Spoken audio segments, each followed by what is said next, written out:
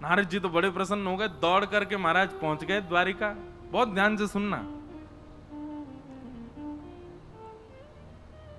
भगवान से जाकर के बोले, अब यही जो उन्होंने कौंडन्यपुर में जो लीला की, यही लीला वो द्वारिका में कर रहे हैं। भगवान ने बोला, आइए आइए नारद जी, विराजो, आसन पर बैठो, कुछ बढ़िया चर्चा सुनाओ।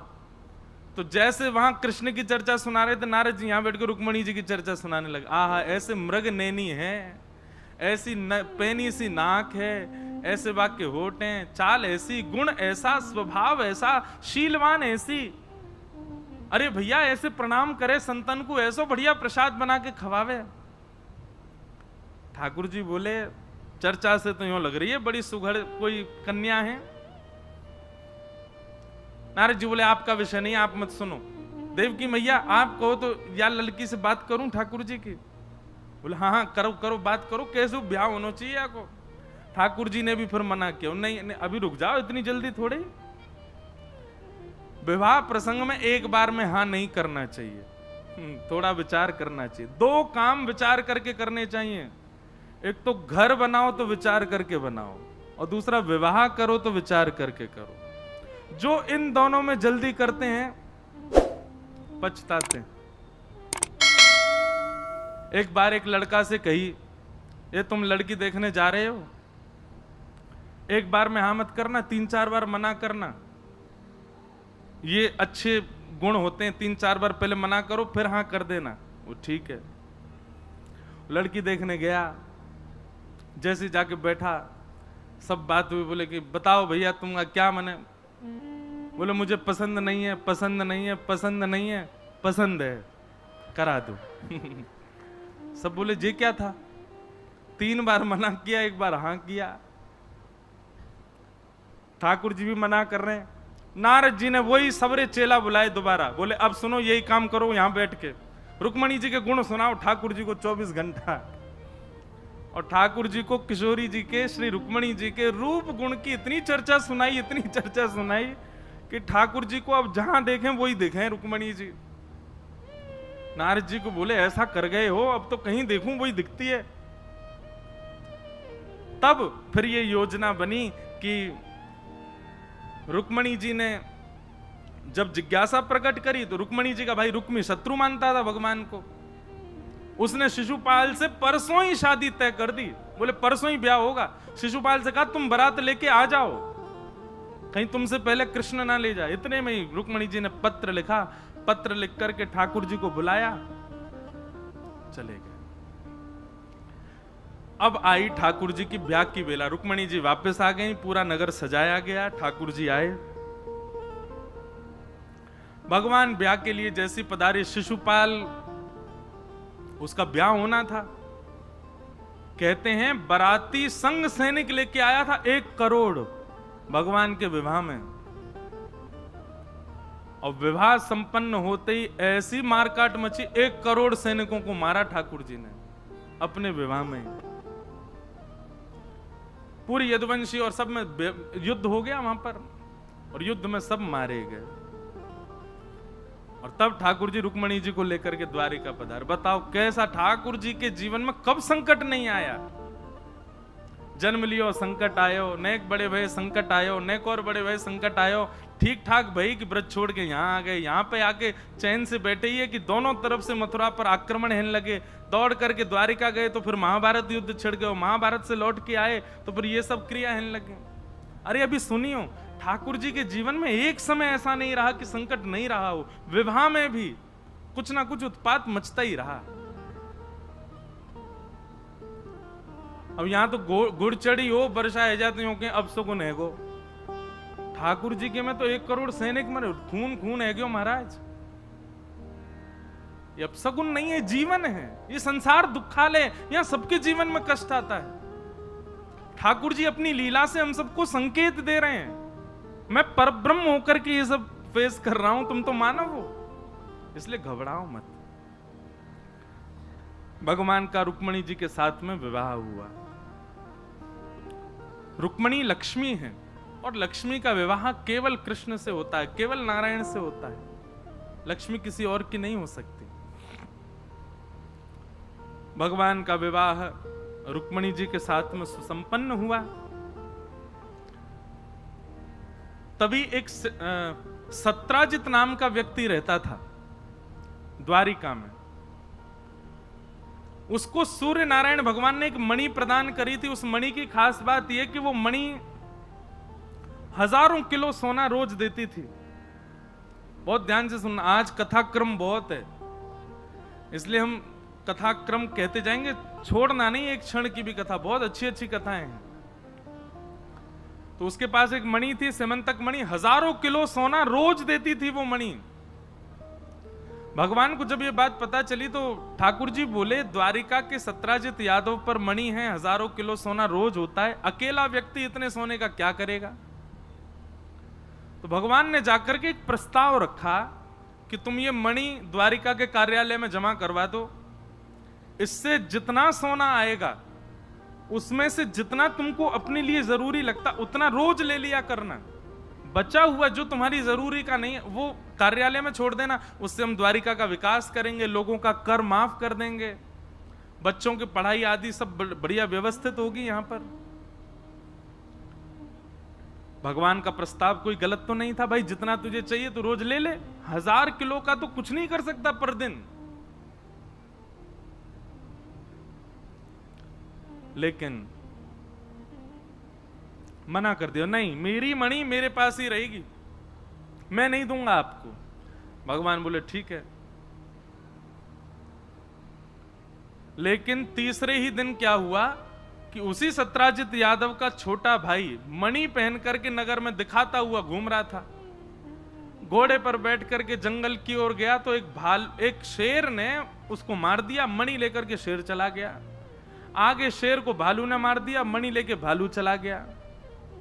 और 4 दिन तक वो लौट करके नहीं आया तो पूरा इल्जाम द्वारिकाधीश के ऊपर लगा दिया।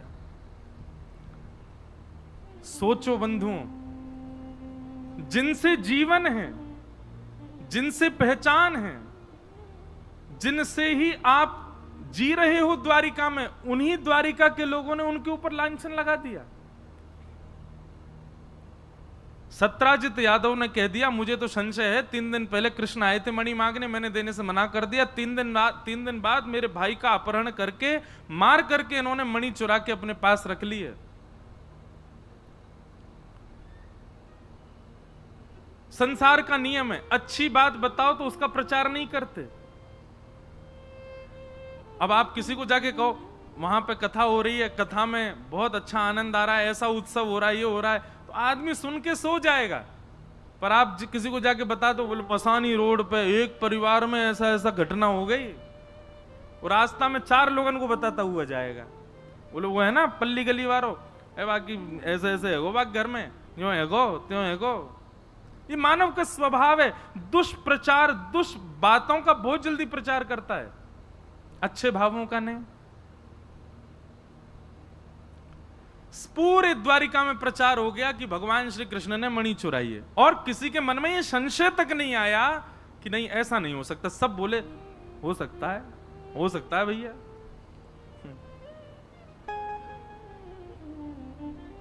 द्वारिकाधीश को जब ये बात पता चली तो भगवान पहले मंद मुस्काए और मुस्का करके बोले यही है पृथ्वी,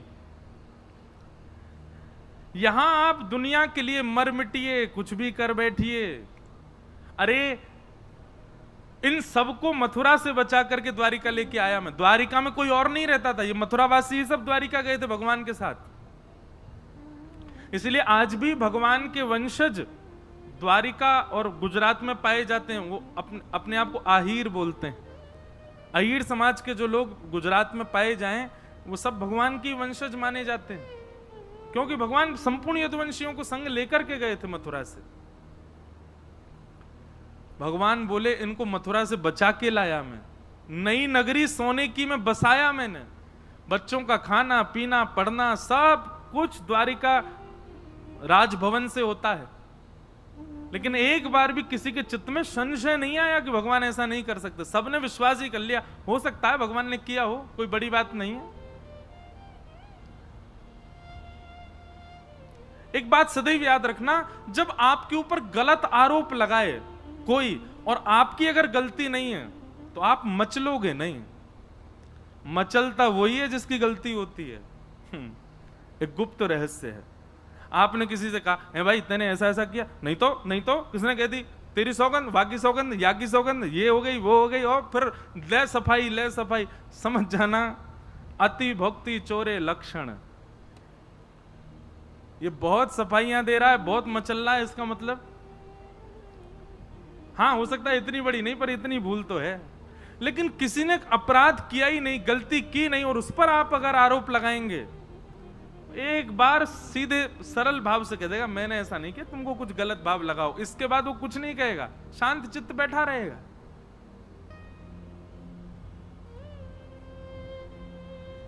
इसलिए कभी भी अपराध हो भगवान से सीखो। आपके ऊपर यदि कोई लांछन लगाए, आरोप लगाए, मचलो मत। भगवान मचले नहीं बिल्कुल भी। ठाकुर जी बोले ठीक है, द्वारिका के लोगों को संशय है तो हम ढूंढने जाते हैं, देखते हैं भाई किसने किया ये काम, हमने तो नहीं किया। और ठाकुर जी चुपचाप अर्धरात्रि में अपनी थोड़ी सी सेना लेकर के वन की ओर गए ढूंढने, कहां है प्रसेन। थोड़ी दूर पर मरा हुआ मिला प्रसेन। भगवान ने देखा मणि उसके पास नहीं थी, लेकिन शेर के पंजों के निशान उसके शरीर पर थे। तो थोड़ी दूर जाकर के ढूंढा तो शेर भी मरा हुआ मिला, उसके पास भी मणि नहीं थी, उस पर रीछ के पंजों के निशान थे। पीछे पीछे गए रीछ के पंजों के निशान के पीछे, तो एक गुफा में प्रवेश कर गए भगवान, सेना को बाहर रोक दिया, हम होके आते हैं। भीतर जाकर के भगवान ने देखा तो दिव्य मणि चमक रही थी। ठाकुर जी ने जैसी मणि उठाई, भालू ने झपट करके आक्रमण किया भगवान के ऊपर। 18 दिन तक युद्ध करते रहे भगवान। 18 दिन बाद जब उसकी नस नस ढीली हो गई, परेशान हो गया, हांफने लगा, चरणों में गिर गए, बोले भगवान मुझे मत मारो, मैं आपका सखा हूं, आपका बहुत प्राचीन सेवक हूं, मेरा नाम जामवंत है। भगवान ने जैसी जामवंत नाम सुना, ठाकुर जी ने तुरंत उसको उठाया, हृदय से लगाया, पसीना पसीना है गए दोनों। 18 दिन से युद्ध कर रहे थे। जामवंत जी ने सुध पूछी कैसे आए भगवान। भगवान ने बताया ये मणि की वजह से हम पर आरोप लग गया है, ये मणि लेने आए, मणि दे दो। जामवंत जी बोले भगवान दोनों हाथ आगे करो। भगवान ने दोनों हाथ आगे किए तो जामवंत जी ने एक हाथ में तो अपनी पुत्री छोटी सी थी, उसका हाथ पकड़ करके भगवान के हाथ में धर दिया और दूसरे हाथ में मणि रख दी। बोले भगवान अब मेरी पुत्री को भी स्वीकार करो और दहेज के रूप में ये मणि ले जाओ। भगवान बोले हम पे एक आरोप लगा है, अब 2 लग जाएंगे। और दूसरा आरोप क्या लगेगा? बोले इनको इंसान नहीं मिले थे ब्याह करने के लिए, जो भालू की बेटी थे ब्याह कर आए। पूरी द्वारिका हम पर प्रश्न चिन्ह उठाएगी। जामवंत जी बोले भगवान ये द्वापर में तो आप लीला पुरुषोत्तम हो, मर्यादा क्यों बता रहे हो मुझको? मर्यादा पुरुषोत्तम तो आप तब थे, एक पत्नी व्रती थे, अब तो आप लीला पुरुषोत्तम हो। और लीला पुरुषोत्तम मर्यादा का ध्यान नहीं रखता, मर्यादा का भाव नहीं रखता, वो तो लीला करता है। कृपा करके अब मेरी पुत्री को स्वीकार कीजिए, मैं वर्षों से प्रतीक्षा कर रहा हूं।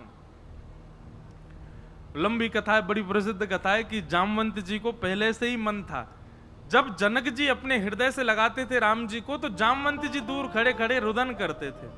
उनको मन में आता कि कितने भाग्यशाली हैं जनक जी, क्यों इनके दामाद हैं भगवान,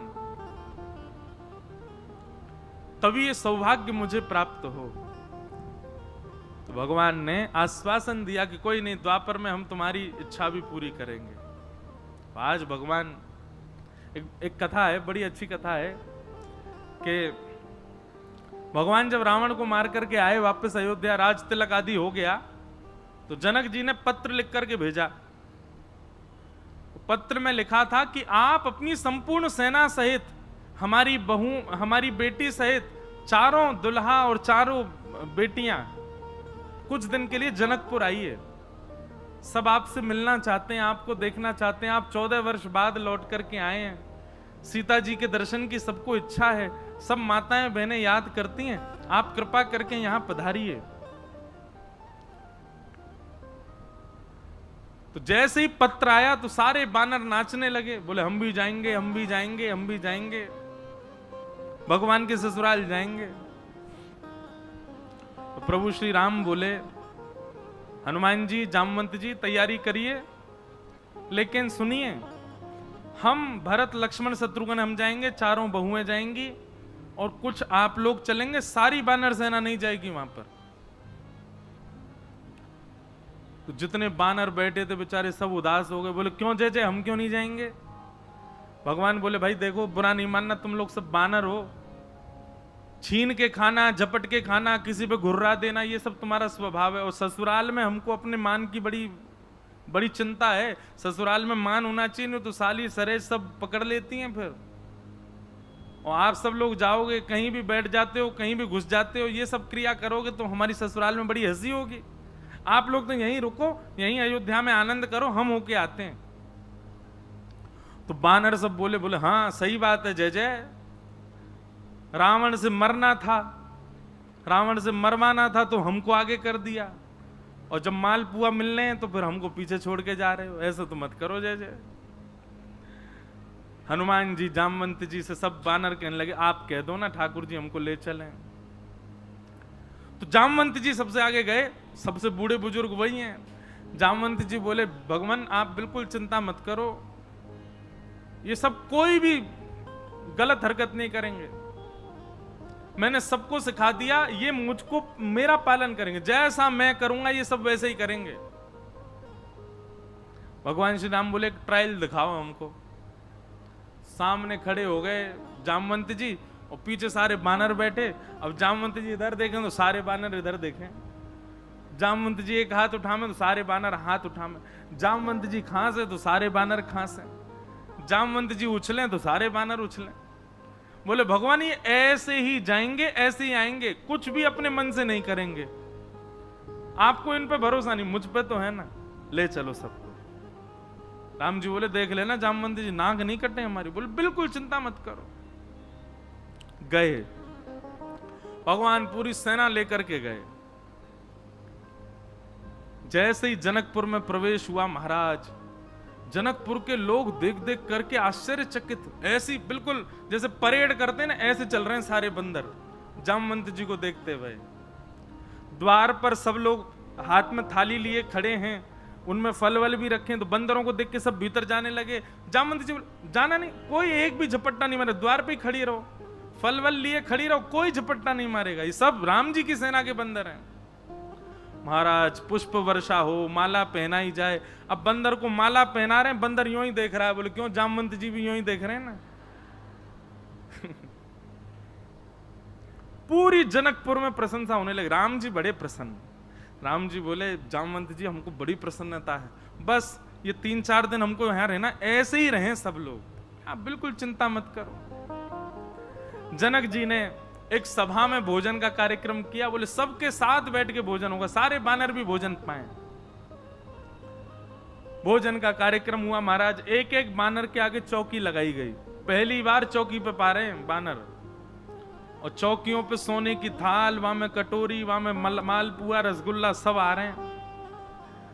अब बंदर सब एक भी थाली को नहीं देख रहे, सब जामवंत जी को देख रहे हैं। सामने जैसे ही कोई सामग्री पधराई जाए, बंदर के मुंह में पानी, तो अब आपको स्वभाव है छीन के लेनो, लेकिन हाथ पांव सब बांध के बैठे हैं, बोले जामवंत जी जो करेंगे वही करना है। जनक जी ने कहा प्रारंभ कीजिए।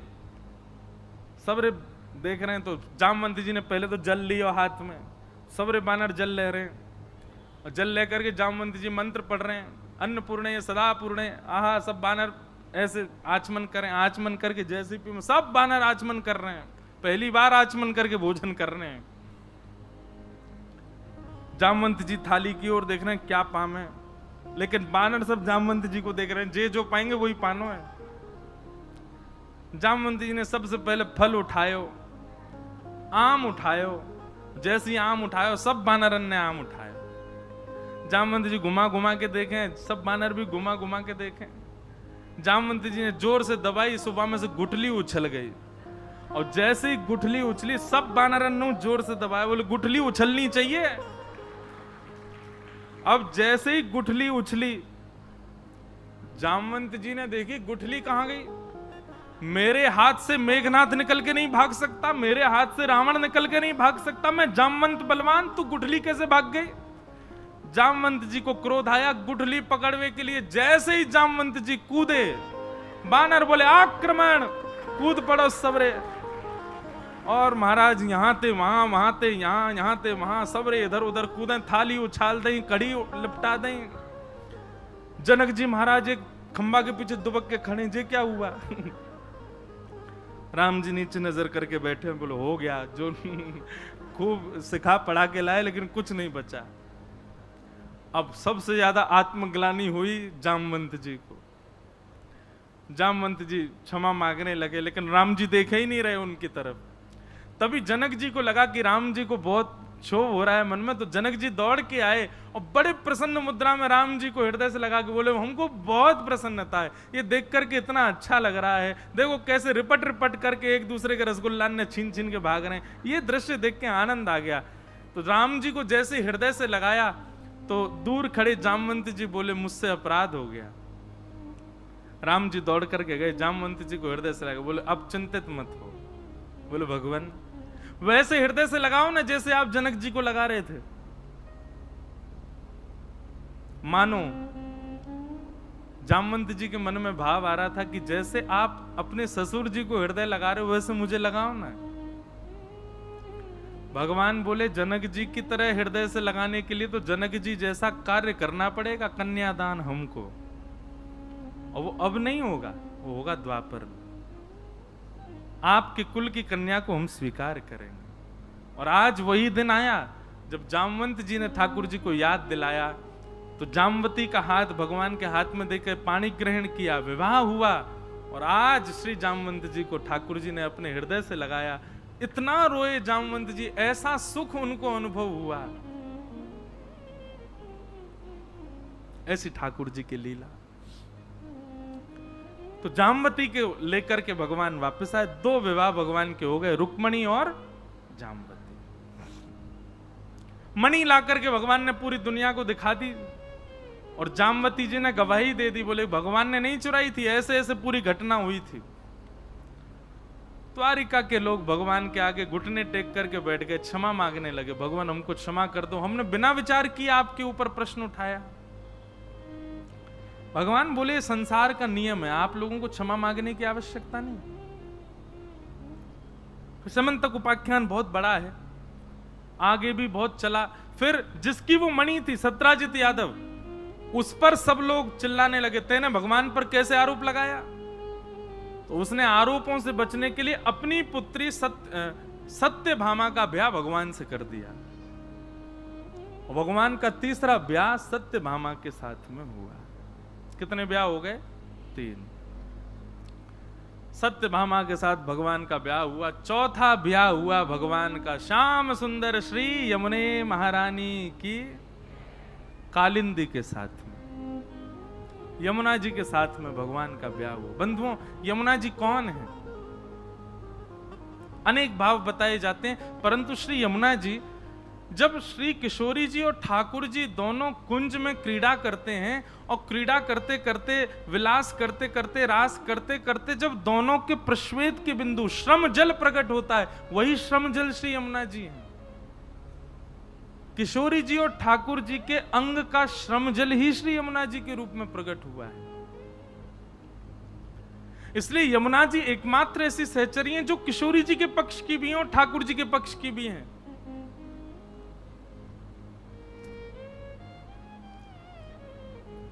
इसलिए भैया हमारी यमुना जी को ठाकुर जी और किशोरी जी ने नाम दियो है श्याम सुंदर यमुने मैया। कभी अकेले नाम नहीं लेना चाहिए, ठाकुर जी सहित नाम लो उनको। क्यों? गोपिन को अपने रूप से रिझावे को काम करें ठाकुर जी, और ठाकुर जी को ठाकुर जी के रूप से रिझावे को काम करें श्री यमुना जी। एक बार की लीला में कभी कभी सुनाऊं कथा में।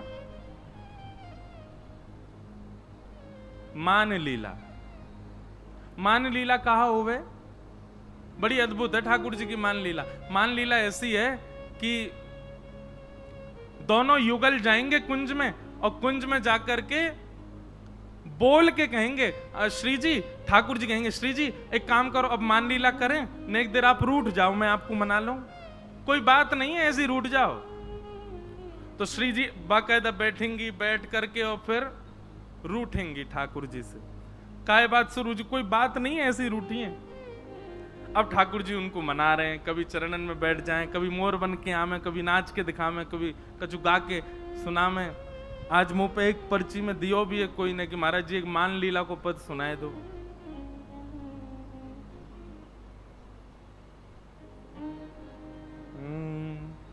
तेरो मुखनी को की मेरो श्यामा प्यारी, तेरो मुखनी को की मेरो श्यामा प्यारी, तेरो मुखनी को की मेरो राधे प्यारी, तेरो मुखनी को की मेरो राधे प्यारी।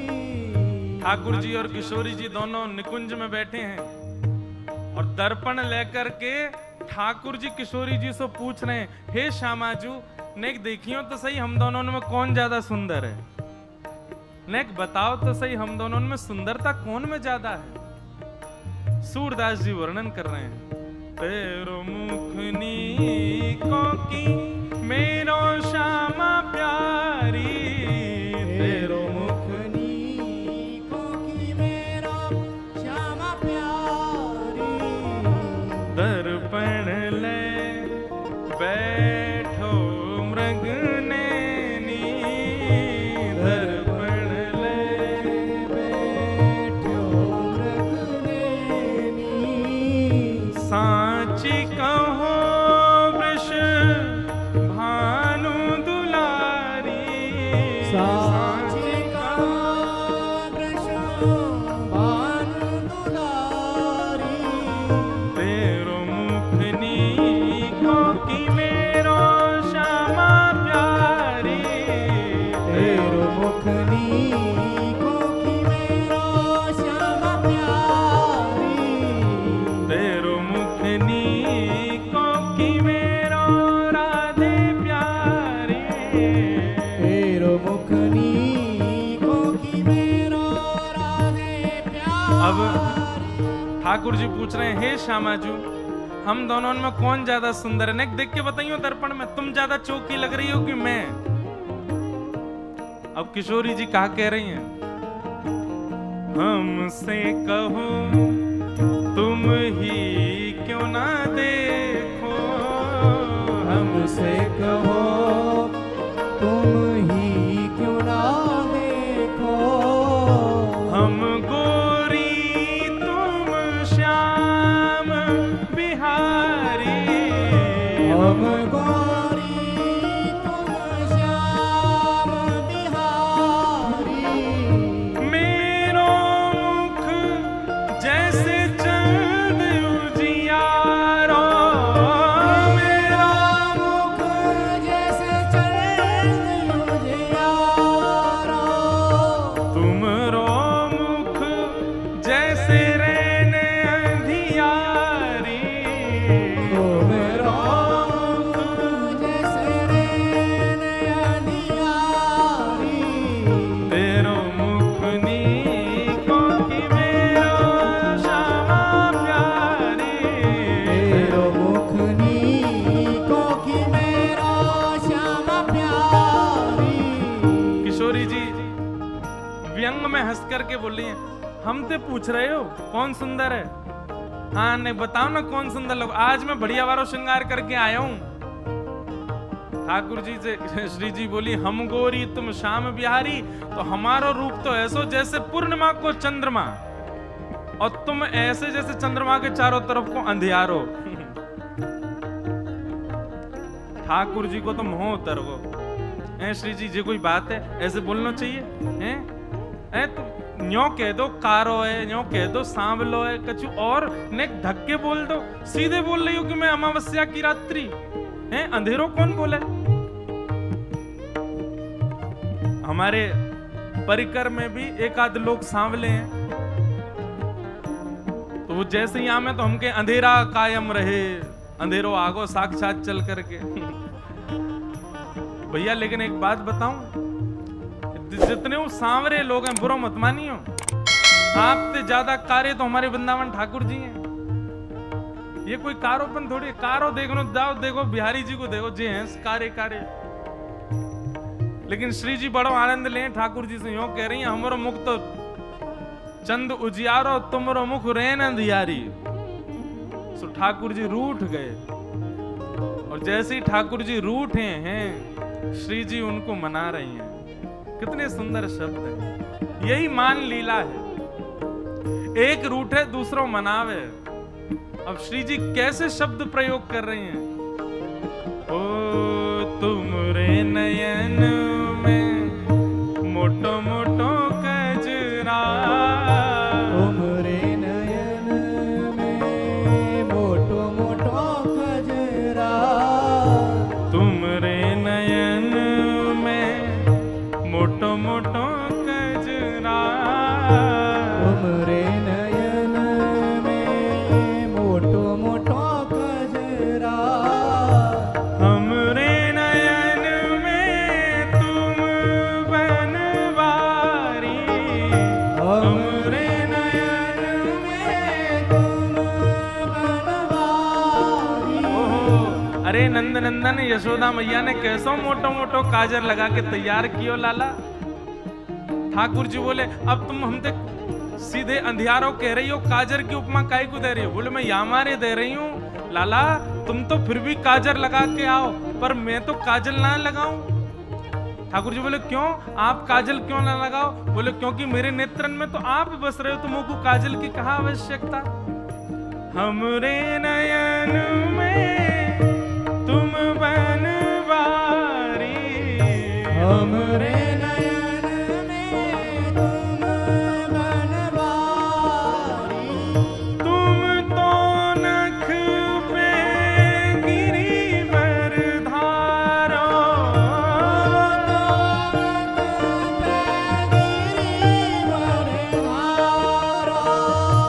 तुम तो नख पे गिरिवर धारो,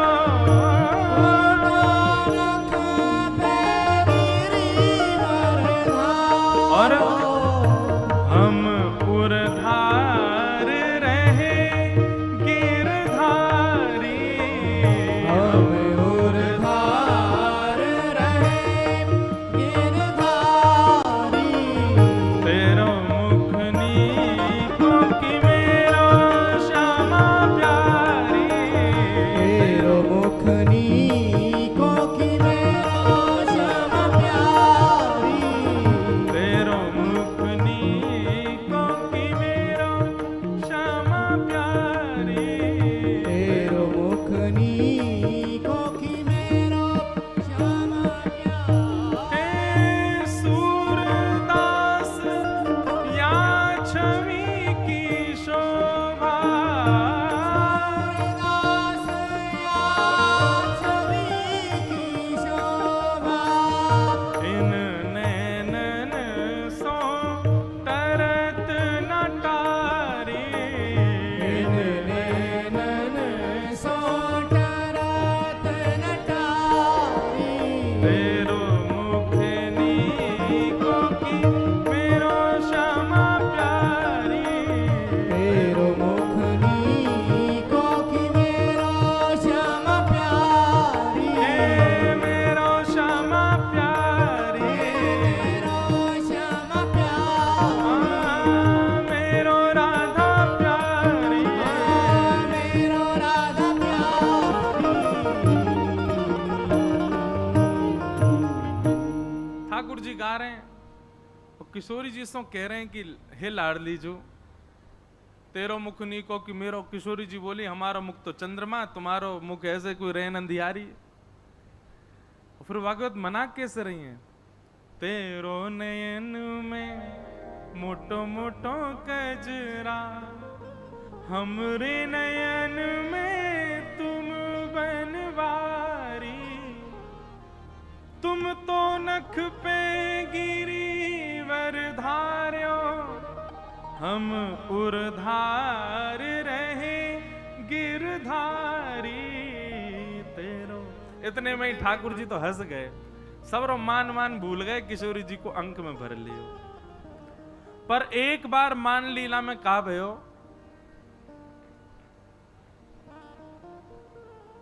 किशोरी जी ठाकुर जी से बोली आज आप मान लीला करो और सुनो, नेका देर में मानियो मत, खूब मनान दियो मुझको तब मानियो। ठाकुर जी बोले अब आपको श्रम होवे ही हम पे देखो ना जावे, आप ही मान करो हम मनाएंगे। श्री जी बोली नहीं नहीं नहीं आप मान करो हम मनाए। अच्छा मान लीला का एक नियम है, सूर्यास्त के बाद अगर मना लिया आपने तो आप जीत गए, और सामने वालों नहीं मानो तो जो मान करके बैठो वो जीत गए हो। समझ रहे हैं? मानो श्री जी मान करके बैठी हो, ठाकुर जी को समय है सूर्यास्त से पहले पहले मनाओ, अगर सूर्यास्त तक नहीं मना पाए तो श्री जी जीत गए, और अगर ठाकुर जी ने मना लिया तो ठाकुर जीत गए। तो आज श्री जी बोली आप मान करो मैं आपको मनाऊंगी, और याद रहे आज अच्छे से मान करियो। ठाकुर जी बोले रहने दो श्रम है जाएगा आपको, नहीं नहीं आज आप कर ही लो अच्छे से मान। ठाकुर जी देख लो फिर रोइयो मत, बोले बिल्कुल ना रोऊंगी। ठाकुर जी इतने में गए जाकर के कुंज में और रूठ करके बैठ गए श्री जी से। अब श्री जी उनको मना रही हैं, कभी खीर बना के लेके जामे ठाकुर जी ना पामे, कभी नृत्य करके दिखा में ठाकुर जी ना माने, कभी कोई चुटकुल्ला सुना में ठाकुर जी को ठाकुर जी हंसे ही ना। श्री जी ने हर प्रकार को प्रयास कर लियो कि ठाकुर जी मान जाएं, पर ठाकुर जी नहीं मान। सबरे अपना लिए तरीका, श्री जी तरीका अपना रही है, ये कोई सामान्य बात मत समझियो। महाराज किशोरी जी जब चले ना और उनके नूपुरन की जो ध्वनि है ना, वह ध्वनि पे गंधर्व नृत्य करें, सामान्य नहीं है हमारी श्यामा जो। वो मनानो चाह रही है तो सोचो कहां कहां प्रस्तुत कर रही होंगी ठाकुर जी के आगे, लेकिन ठाकुर जी नहीं मान रहे। संध्या को समय है गो और मनाते मनाते श्री जी हार गई। श्री जी बोली मैं तो हार गई श्याम सुंदर, मान ही नहीं रहे हो, अब चलो ठीक है आप जीते मैं हारी। अब कायदे से ठाकुर जी को उठ के हंसना चाहिए, कहनी चाहिए मैं जीत गया। ठाकुर जी उठे और सीधे अपनी गैया लेके नंद भवन को चल दिए, मान में ही है।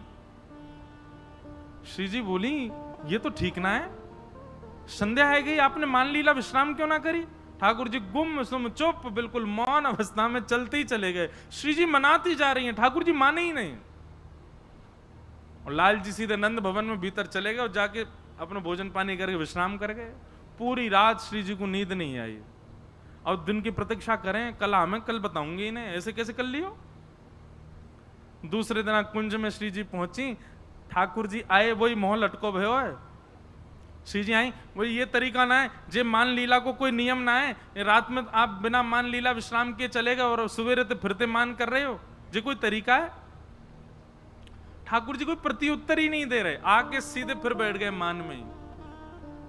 थोड़ी देर तो श्री जी रिसियाती रही, फिर बोली अब मना ही लूं, कहा तो मान जाए। फिर मनाने लगी, फिर नहीं माने। शाम को ठाकुर जी फिर चले गए मान में ही। तीसरा दिना जैसे प्रारंभ भयो और आज भी जब ठाकुर जी नहीं माने तो श्री जी के नेत्रन से अश्रु आ गए और दौड़ करके श्री जी गई दूर और यमुना जी के तट पर बैठ करके रुदन करने लगी। ऐसा मैंने कहा कर दियो, इतना मान कर रहे हैं।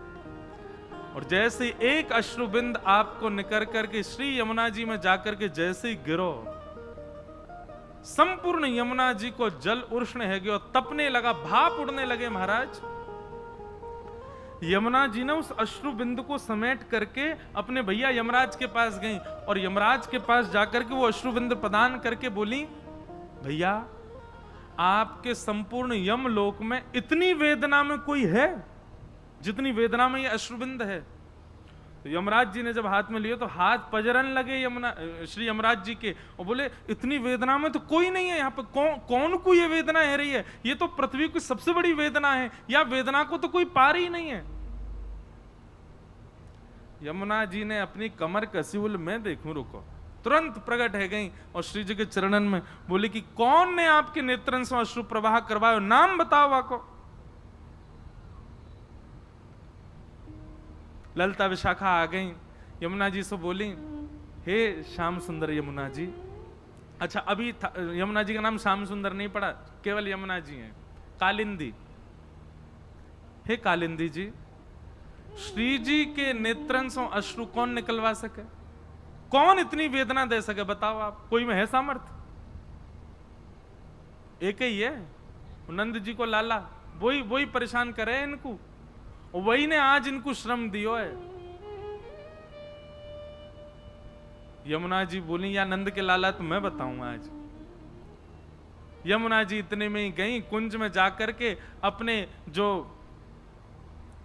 भाव वस्त्र थे उनके वो बदल लिए, ठाकुर जी जैसी पजम्मी पहनी, ठाकुर जी जैसे मुकुट धारण कियो, ठाकुर जी जैसी माला पहनी, ठाकुर जी जैसे बाजूबंद, ठाकुर जी जैसे कड़ूला, ठाकुर जी जैसे पामन की पाजेब, ठाकुर जी जैसी फेंटा, ठाकुर जी जैसी काली कमली, ठाकुर जी जैसे तिलक, वैसे ही चंदन चोबा आदि बिल्कुल लगा करके महाराज नथवेसर पहन करके, कानन में मकराकृत मत्स्याकृत कुंडल धारण करके, बेणी गुथ करके, और श्री यमुना जी जैसे ही किशोरी जी के आगे त्रिभंग ललित स्वरूप में आकर के बाकी अदा सो खड़ी भई। यमुना जी बोली, श्याम सुंदर आप रीझ गए, आप मान गए?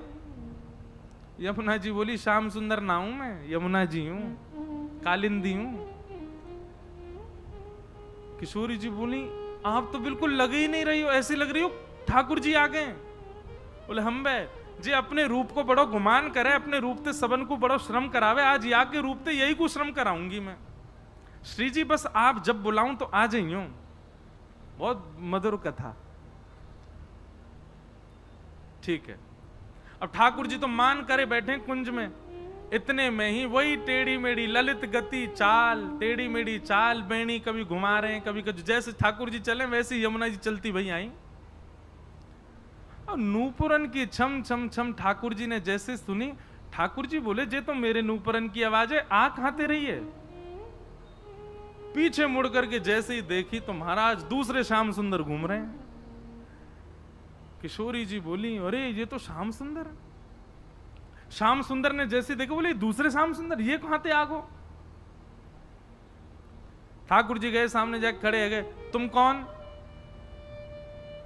यमुना जी बोली, हम नंद नंदन। ठाकुर जी बोले, नंद नंदन तो मैं हूं। वो तुम नकली हो, असली मैं हूं। ठाकुर जी बोले, अच्छा मुंह पे कारी कमरी है? यमुना जी बोले, मुंह पे हुए। ठाकुर जी बोले, मुंह पे बंसी बजानो आवे? यमुना जी बोली, मुंह पे हुआ आवे, बजा के दिखा दे। सब बात जो जो ठाकुर जी ने कही यमुना जी ने सब सिद्ध कर दें। अब यमुना जी अंत में बोली, एक बात बची, वही से सिद्ध होगो कि असली नंदनंदन कौन है। बोले, कहा? बोले, वंशी बजाऊं और किशोरी जी आके बगल में खड़ी है जाए, जाके समझो वही असली नंदनंदन है। अब ठाकुर जी सोचे, मैं तो मान करके बैठा हूं, मेरे बुलावे तो आमेंगी नहीं वो। यमुना जी ने जैसी टेर बजाई, इतने में श्री जी निकल करके आई और कुंज से आकर के यमुना जी के कंधा पे ऐसे सर रख करके वो खड़ी है गई। ठाकुर जी के तो आंसू निकल आए, श्री जी मैं हूं असली नंदनंदन, जे कोई दूसरो है? अरे तुम जाके बगल में मत आओ, यहां आ जाओ। श्री जी यमुना जी से बोली, पता ना कौन भैलूपिया डुल्लैया, हटाओ यहां से। ठाकुर जी के, दूर हट जा, चल हम हैं असली। ठाकुर जी तो जैसे ही भाव में आ गए, श्री जी के चरण पकड़ लिए, आज के बाद कभी मान नहीं करूंगा, वचन दे रहा हूं, कोई बात आपको बुरी लगे आप मान करियो, मैं मनाऊंगा, और मो कोई बात बुरी लगेगी तो भी मैं आके बता दूंगा, श्री जी मुझको ये बात बुरी लगी है, मान करो, मैं ही मनाऊंगा। ठाकुर जी, श्री जी को कोई बात बुरी लगे तो भी श्री जी मान करें, ठाकुर जी को कोई बात बुरी लगे तो भी श्री जी मान करें। ठाकुर जी के मान अधिकार है ही नहीं। जब ठाकुर जी ने क्षमा मांग ली, सो यमुना जी गई, ठाकुर जी को उठा के हृदय से लगाया और बोले, अरे नंदनंदन आप ही हो, बस आज के बाद हमारी श्यामा जी को श्रम मत दियो, और बगल में ले जाके खड़ो कर दियो। आज ये युगल को मिलन करावे के लिए ठाकुर जी ने यमुना जी को हाथ पकड़ के कही, आज हम आपसे एक वस्तु चाहे। बोले, कहा? आज के बाद आप यही श्रृंगार में रहोगे, मुकुट पहन करके, पीतांबरी पहन करके आप मेरे ही श्रृंगार में रहो, और आज के बाद कोई भी यमुना महारानी की जय नहीं, श्याम सुंदर श्री यमुने महारानी की।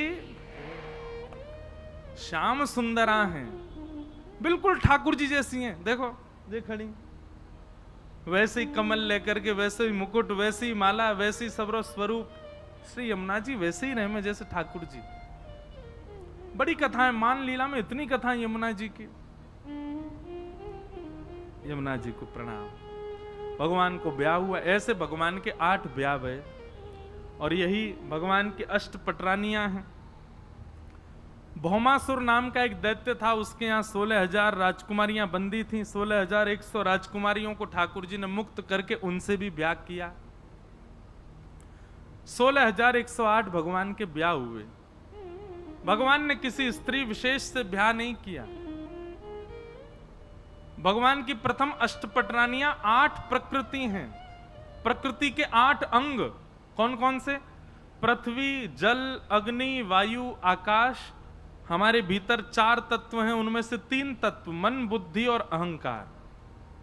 ये भगवान की 8 पत्नियां। इन 8 पत्नियों में कोई जल तत्व है, कोई अग्नि तत्व है, कोई पृथ्वी तत्व है, कोई वायु तत्व है, कोई मन तत्व है, कोई आत्मा तत्व है। और 16,100 जो पत्नियां हैं भगवान की, ये हमारे वेदन के वो मंत्र हैं जिन मंत्रन से ठाकुर जी की उपासना की जाए। उपासना कांड के मंत्र हैं। इस प्रकार भगवान ने 16,108 ब्याह किए। आगे भागवत में राजा नृण की कथा आती है। एक नृण नाम के राजा थे, वो दानवीर थे। उनसे एक दान में अपराध बना, जिसके कारण उनको कृकलाश गिरगिट बनना पड़ा। भगवान ने फिर उन पर अनुग्रह किया। नारद जी भगवान की ग्रहचर्या देखने के लिए आए और भगवान की ग्रहचर्या, दिनचर्या देख करके नारद जी को अनुभव हुआ, भगवान 16,108 पत्नियों के साथ एक साथ अलग अलग भवनों में एक ही समय पर एक साथ निवास करते हैं। मतलब द्वारिका में ठाकुर जी एक रूप में नहीं रहते, 16,108 रूप धारण करके सब पत्नियों के साथ रहते हैं। नारद जी गए तो इस भावना से थे कि कोई पत्नी शिकायत करेगी कि ठाकुर जी मेरे संग नहीं रहते, वही के संग रहे मैं। पर सब पत्नियों ने एक ही शिकायत करी, बोले कहा मोए छोड़ के जामे ही ना है, पूरे दिन मेरे पास ही रहे मैं। ऐसी भगवान की ग्रहचर्या का दर्शन किया। अंत तो गत्वा नारद जी ने ठाकुर जी को प्रणाम करके कहा, आप जैसे आप ही हो, कोई नहीं हो सकता। बंधु, कृष्ण लीला करणीय नहीं है। मैं फिर कहूं, आप कर नहीं सकते भगवान कृष्ण ने जो किया है। कृष्ण लीला अनुकरणीय है। जो कह रहे हैं वो करो। भगवान ने कृष्ण लीला में हजारों बार कहा कि मैं भगवान हूं, मैं परमात्मा हूं, मेरी शरण में आओ। राम लीला में एक बार भी नहीं कहा भगवान ने, क्योंकि वहां पूर्ण मानवों की तरह ठाकुर जी लीला कर रहे हैं और यहां पूर्ण भगवान और मानव दोनों बन करके लीला कर रहे हैं। अद्भुत लीला है ठाकुर जी की। नारद जी की ग्रहचर्या का दर्शन, फिर आगे भगवान की नित्यचर्या, दिन से लेकर रात्रि तक ठाकुर जी की दिनचर्या क्या होती है वो सब बताया गया। फिर राजसूय यज्ञ की चर्चा, और वहां भगवान जरासंध का अंत कराने के लिए गए। साथ में अर्जुन और भीम को लेकर के गए। बहुत अच्छी कथा है।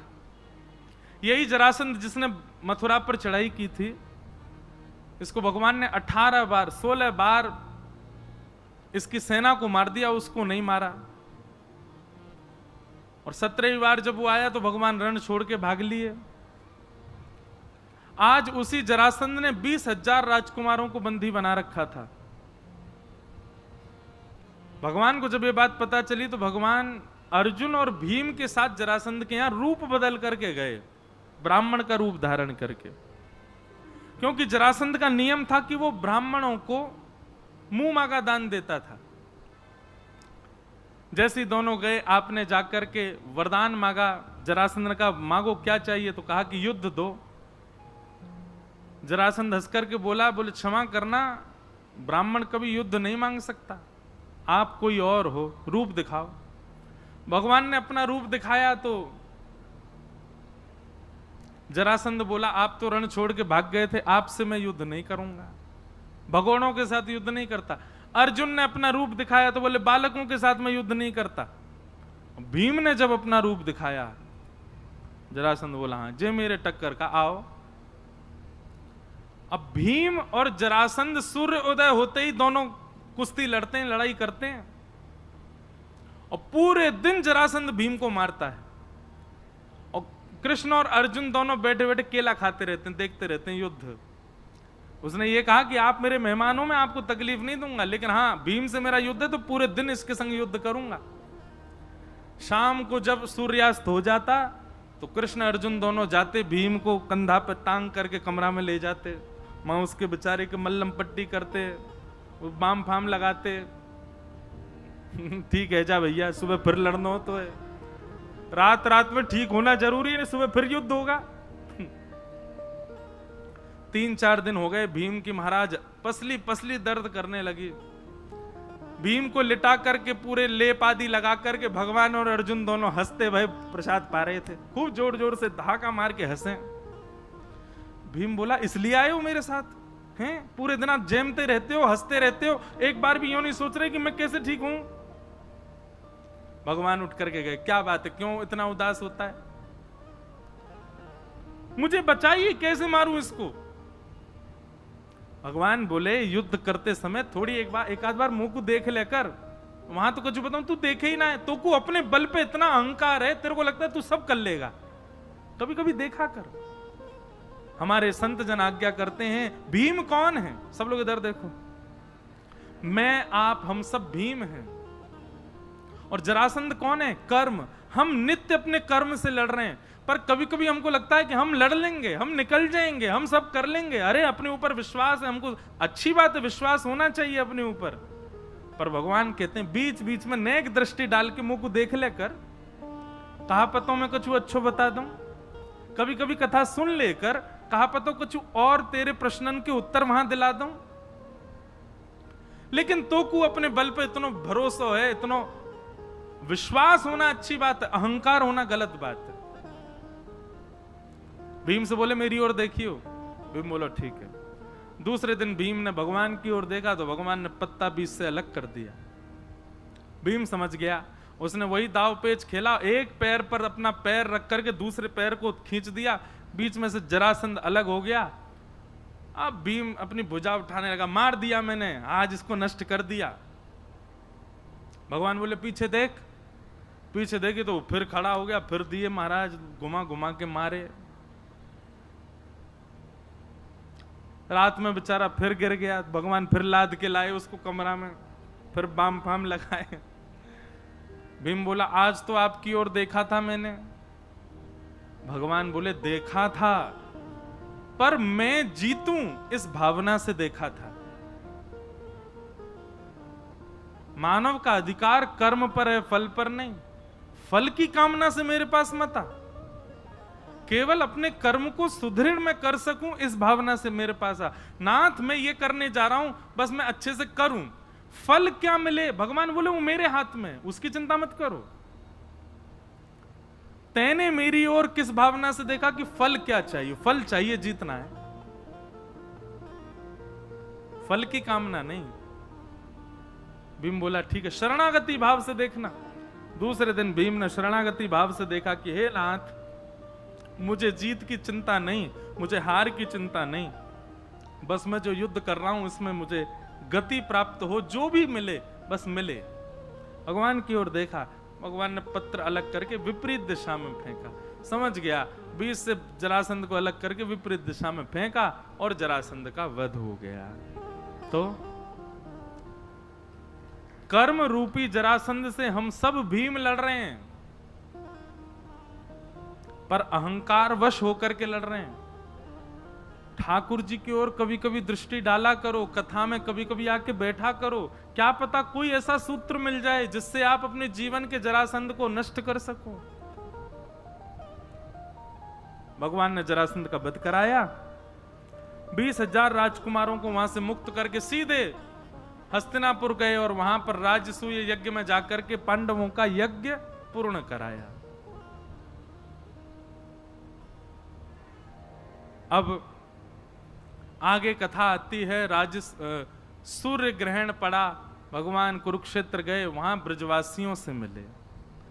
सूर्य ग्रहण के समय ब्रजवासी भी गए थे और वहां से द्वारिकावासी भी आए थे, तब भगवान का ब्रजवासियों से कम से कम 110 115 वर्ष बाद मिलन हुआ ब्रजवासियों के साथ। बड़ी करुण और बड़ी मधुर कथा है, उसमें ज्यादा प्रवेश नहीं करेंगे। अब यहां से कथा प्रारंभ होती है। भगवान के एक सखा हैं जिनका नाम है सुदामा। कि कृष्ण स्यासी सखा कश्चित ब्राह्मणो ब्रह्मवित्तम विरक्त इंद्रियार्थेषु प्रशांतात्मा जितेंद्रिय। भगवान के एक सखा हैं, क्या नाम है? सुदामा। हमने कितने सखा बताए भगवान के? 3। सखा इससे ज्यादा बनाना भी नहीं कभी, बहुत ज्यादा सखा नहीं होने चाहिए। और सखा हों तो ऐसे ही हों जैसे भगवान के 3 सखा हैं।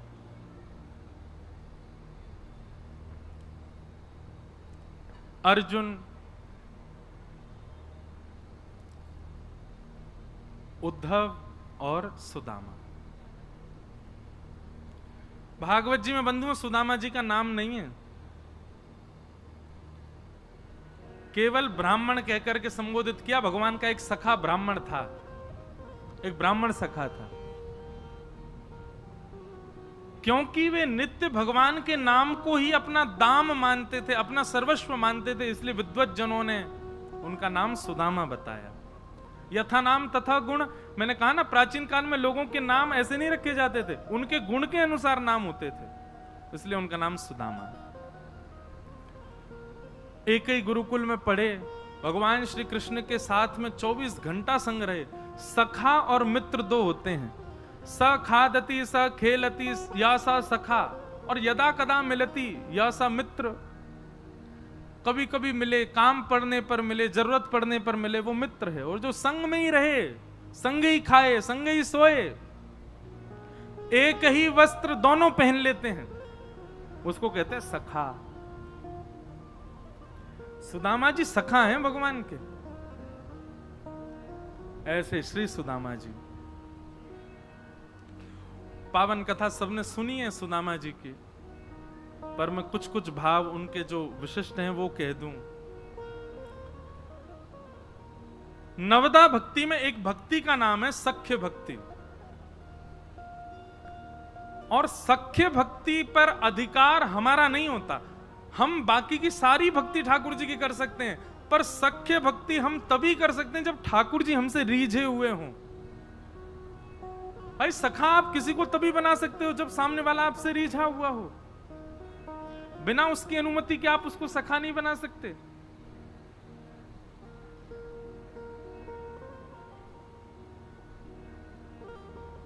किन कारणों से ठाकुर जी रीझते हैं? ऐसे 3 कारण बताए हैं सुदामा जी के भीतर जो हैं। सबसे पहला, बहुत ध्यानपूर्वक सुनिएगा, विरक्त इंद्रियार्थेषु। श्री सुदामा जी महाराज अपनी इंद्रियों से परम विरक्त हैं। इंद्रिय विरक्त का मतलब क्या होता है? जो अपनी इंद्रियों की इच्छा पूरी ना करे उसको इंद्रिय विरक्त कहते हैं। जीव की इच्छा हो रही है, मुझे कचौड़ी खानी है, तुरंत आप गए बाइक उठा के और कचौड़ी खा ली, तो आप आसक्त इंद्रिय हो, ठाकुर जी के सखा नहीं बन पाओगे। नेत्रों की इच्छा हो रही है, उसको देखना है, तुरंत देखने पहुंच गए, तो आप आसक्त इंद्रिय हो, आप ठाकुर जी की प्राप्ति नहीं कर पाओगे। आपके सर्वांगीण तन में कोई भी इंद्रिय इच्छा प्रकट करती हो और आप लग जाते हो उसको पूरा करने में, तो आप आसक्त इंद्रिय हो। विरक्त इंद्रिय कैसा होता है? कैसी भी इच्छा प्रकट हो रही है, लेकिन उस इच्छा को जो दबा दे, उस इच्छा पर अमल करके अपनी इंद्रियों को इच्छा पूरी ना करने देवे, वो विरक्त इंद्रिय भगवान को प्रिय है। भगवान उसको भक्त नहीं बनाते, सखा बना लेते हैं अपना। अच्छा, इसके पीछे कारण क्या है? विरक्त इंद्रिय ठाकुर जी को प्रिय क्यों? भगवान कहते हैं भैया सखा बन जाएगा तो मेरे संग रहेगो, और मैं तो पूरी दुनिया में जाऊं, भक्त जो पवावे सो पाऊं, कभी अपनी रसना को भावना रखूं। भक्त जो दे देगो मेरे का जी स्वीकार है। और कर्मा बाई है, वो बिना नहाए धोए खिचड़ी बनावे, और कहां तक कहें महाराज, दांतुन करती वही खिचड़ी बनावे। और कभी कभी खिचड़ी लग ना जाए तो दांतुन के पिछले भाव से ही चला दे। और ठाकुर जी वाकू पावे के लिए मंदिर से दौड़ के आवे। हमारे अंदर दोष आएगा अगर हम आसक्त इंद्रिय होंगे तो। ठाकुर जी तो संग लेके जाए, चल भैया एक सगी बुला रही वाक यहाँ खावे चलेंगे। ठाकुर जी तो पामेंगे प्रेम से हमको, अरे राम राम दांत उनते चलाइया ने, हम ना खा रहे। आसक्त इंद्रिय। और कहीं हमने दोष देखा, ठाकुर जी कहेंगे ये तो सखा बनने लायक है ही नहीं, दोष देखता है। इसलिए विरक्त इंद्रिय। ठाकुर जी के सखा बनना है तो पहले इंद्रियों पर विजय करो।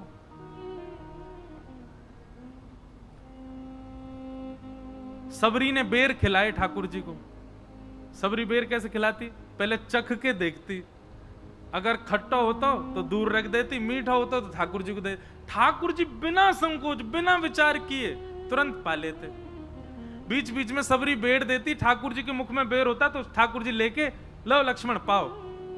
लक्ष्मण जी देख के कहते झूठ और बेर है, मैं तो ना खा रहा हूं। ऐसी संतजन कथा बताते हैं कि जब लक्ष्मण जी के जब लंका से लौट करके वापस आ गए तो एक दिन राम जी से लक्ष्मण जी ने कहा कि कुछ प्रवचन सुनाओ। तो राम जी उनको यही प्रवचन सुनाने लगे। बोले लक्ष्मण आज तुम जीवित हो ना, सबरी जी की वजह से। बोले क्यों? बोले तुमको लग रहा था कि मुझे दिख नहीं रहा है, पर तुम बेर खा नहीं रहे थे, तुम पीछे फेंकते जा रहे थे। वही बेर हिमालय पर संजीवनी बूटी बने जिन्होंने तुम्हारी प्राण रक्षा करी। अरे भैया मेरी परम भक्ता सबरी का उच्छिष्ट था वो, उन्हीं में ही अमृत तत्व आ रहा था उसके मुख लग जाने से। वो झूठे नहीं थे, उन्हीं अमृत तत्वों ने तुम्हारी रक्षा की। तो पहला गुण भगवान क्या देखते हैं अपने सखा में? विरक्त इंद्रिय। इंद्रियों से विरक्त होना चाहिए। इंद्रिय आसक्ति यदि आपके चित्त में है तो समझ जाना राधा रमण जी जल्दी स्वीकार नहीं करेंगे। दूसरा प्रशांत। दूसरा लक्षण भगवान को अपने सखा में क्या चाहिए?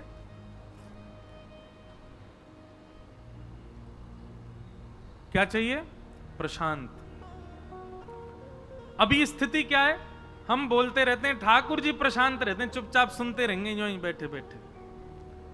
कछु सुना दो, भजन सुनाओ, कीर्तन सुनाओ, कछु उल्टो सीधो सुना दो, बढ़िया सुना दो, बुरो सुना दो, कभी नाराज है जाओ, प्रसन्न है जाओ, ठाकुर जी वहीं बैठे रहेंगे। लेकिन भगवान को सखा कैसा चाहिए? बोले जो अपनी नहीं सुनावे, मेरी सुने।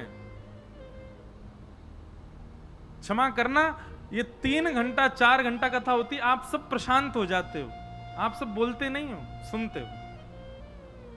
जैसे 4 घंटे आप कथा में रहते हो, ऐसे जीवन में रहने लग गए तो ठाकुर जी आपको सखा बना लेंगे।